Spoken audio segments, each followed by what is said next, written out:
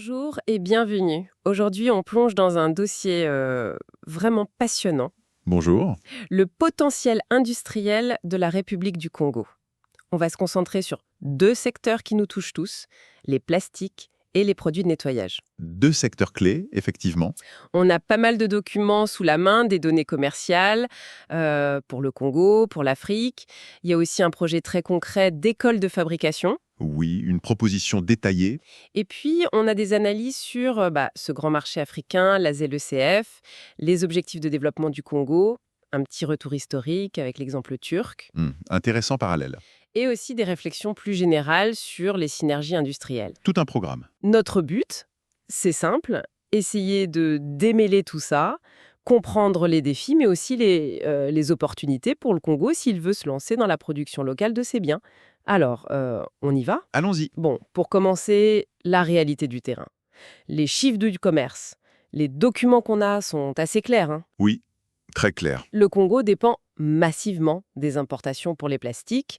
C'est le code SH39 pour les initiés et pour les produits de nettoyage, le SH34. C'est une dépendance écrasante même. Et quand on regarde les chiffres, c'est frappant. Le déficit commercial est énorme. Prenons juste le taux de couverture import-export. Oui, c'est un bon indicateur. Pour le Congo, en 2023, pour les plastiques, c'était, 0,74%. C'est minuscule. Quasi rien. Et pour les produits de nettoyage, c'est encore pire.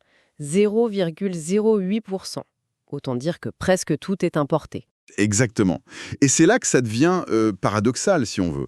Cette dépendance massive, elle existe sur des marchés qui sont en fait gigantesques. Ah oui, à quelle échelle ? Rien qu'au niveau africain, si on prend la zone ZLECAf, les importations en 2023, c'est quelque chose comme 3,5 milliards de dollars pour le nettoyage. 3,5 milliards. D'accord. Et près de 27 milliards de dollars pour les plastiques. C'est considérable. 27 milliards. Juste pour cette zone ? Oui. Et si on grave l'UE, pour donner une idée, on parle de dizaines de milliards d'importations. Donc la demande est là, elle est énorme. D'accord. Donc, même si le Congo commençait petit, le marché potentiel est bien là. Absolument. Le potentiel de croissance est réel, surtout avec la ZLECAf qui ouvre les marchés voisins. Logique. Et ça nous conduit tout droit à une des solutions évoquées dans nos sources, ce projet d'école de fabrication. Oui, une initiative très ciblée. L'idée, si j'ai bien compris, c'est pas juste former à fabriquer, mais aussi à vendre. C'est très pratique comme approche. Tout à fait, c'est très concret. Le plan vise spécifiquement 11 produits de nettoyage de l'eau de Javel au nettoyant multisurface et 7 formations dans le plastique. Comme quoi, par exemple, dans le plastique? Le recyclage, l'injection, le soufflage pour faire les bouteilles, les bidons et même la gestion des déchets plastiques. C'est vraiment axé sur le savoir-faire technique et entrepreneurial. Et est-ce que ça colle avec les besoins du pays, avec les plans du Congo? Ah oui, tout à fait. Ça répond à plusieurs objectifs nationaux. D'abord, la diversification économique pour moins dépendre du pétrole, c'est crucial. Oui, on l'imagine. Ensuite, ça vise à booster les PME, le secteur privé. Et surtout, ça s'attaque à un problème de fond, mentionné dans une autre source, sur la formation professionnelle. Le chômage des jeunes. Ah oui, Ah, ça va. il est élevé. Très élevé. Et paradoxalement, il y a un manque de main-d'œuvre qualifiée dans certains domaines techniques. Les lycées techniques existent, mais visiblement ça ne suffit pas. Donc cette école, elle viendrait combler un manque. C'est l'idée. Une formation très pratique, très orientée emploi ou création de sa propre petite entreprise. J'ai lu aussi qu'il y avait un modèle économique un peu original pour cette école. Oui, c'est assez intéressant. Il vise une forme d'autofinancement. Les produits fabriqués par les apprenants seraient vendus. Ah d'accord, les étudiants produisent et ça finance en partie la formation. C'est ça. L'objectif est double. Former des gens autonomes, capables de créer leur boîte et fournir du personnel qualifié pour l'industrie. Le cursus décret est assez intensif. Théorie, puis beaucoup de pratiques en situation réelle.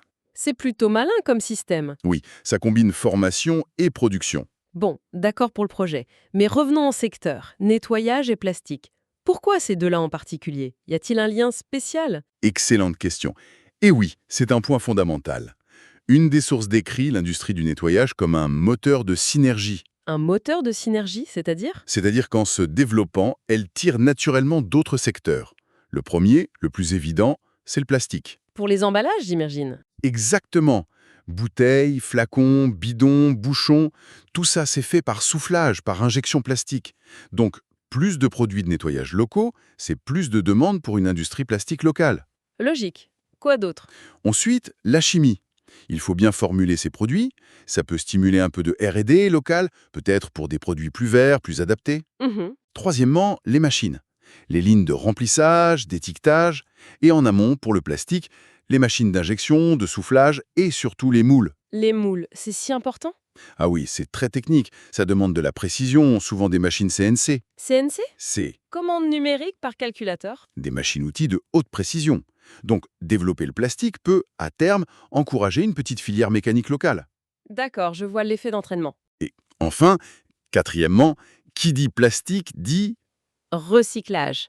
Tous ces emballages, il faut bien en faire quelque chose. Ça crée un besoin, mais aussi une opportunité économique pour le recyclage. Donc en gros, démarrer par le nettoyage, ça peut tisser toute une toile industrielle petit à petit. C'est exactement ça.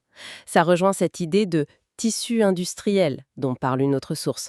On part de produits de base, de première nécessité. Oui, la demande est constante pour ça, non? Moins sensible aux crises. Voilà.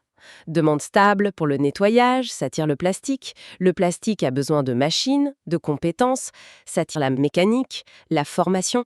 C'est une approche graduelle, brique par brique, pour construire un écosystème. C'est clair. Alors, élargissons un peu. Le contexte africain, la ZLCAF, on en entend beaucoup parler. Quel rôle ça joue dans tout ça? La ZLCAF, c'est potentiellement un game changer, comme on dit. L'idée, c'est de créer un grand marché unique en Afrique. En supprimant les barrières douanières. Principalement, oui. Environ 90% des lignes tarifaires à terme. On parle d'un marché d'1,4 milliard de personnes, un PIB de plus de 3 000 milliards de dollars. C'est gigantesque. Et pour le Congo alors? Opportunité ou menace? Ben, c'est un peu les deux. Et c'est ça qui est stratégique. D'un côté, si le Congo arrive à produire localement de manière compétitive, Il y a accès à un marché immense. exactement, bien plus grand que son seul marché intérieur, ça ouvre des perspectives d'exportation vers les voisins, des économies d'échelle, c'est une vraie opportunité. Mais, il y a un mais, j'imagine. Le mais, c'est la concurrence, forcément.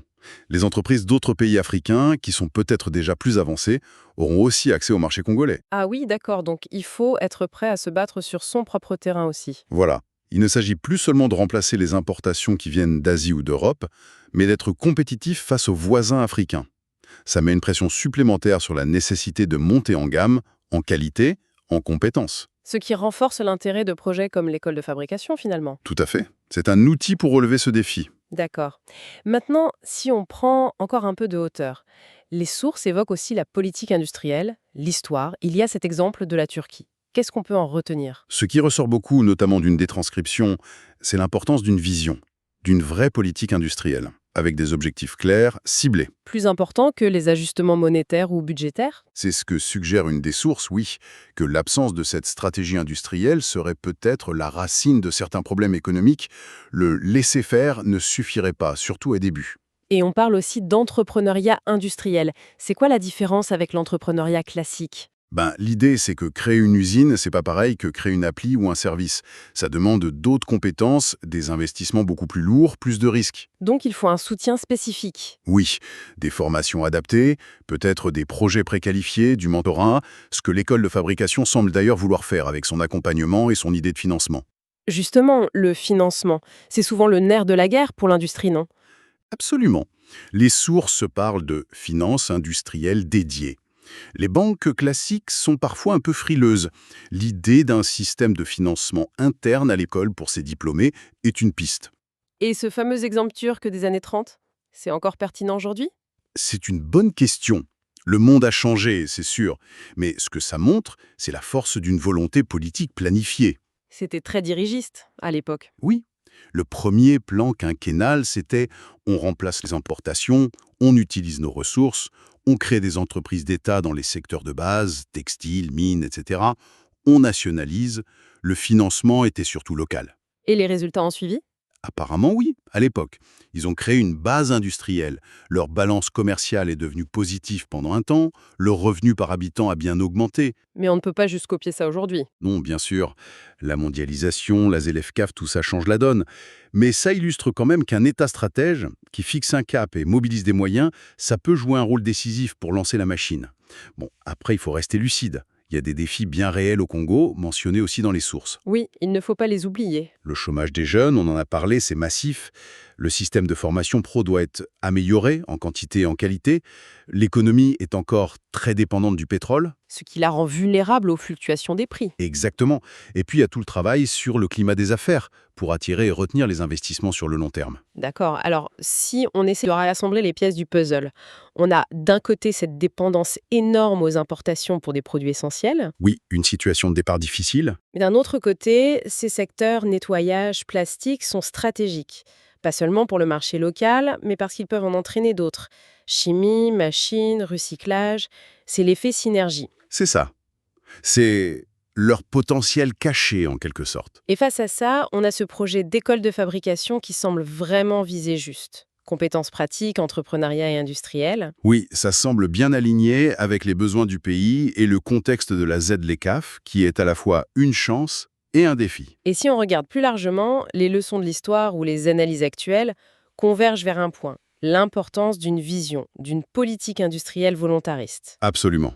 Avec des objectifs clairs et les outils pour les atteindre, y compris le financement. Le simple laisser-faire risque de ne pas suffire pour enclencher une vraie dynamique industrielle. Ça nous amène à une dernière réflexion, peut-être. L'histoire montre souvent le rôle moteur de l'État au démarrage, mais aujourd'hui on mise beaucoup sur l'initiative privée, l'agilité des entrepreneurs. C'est le grand débat.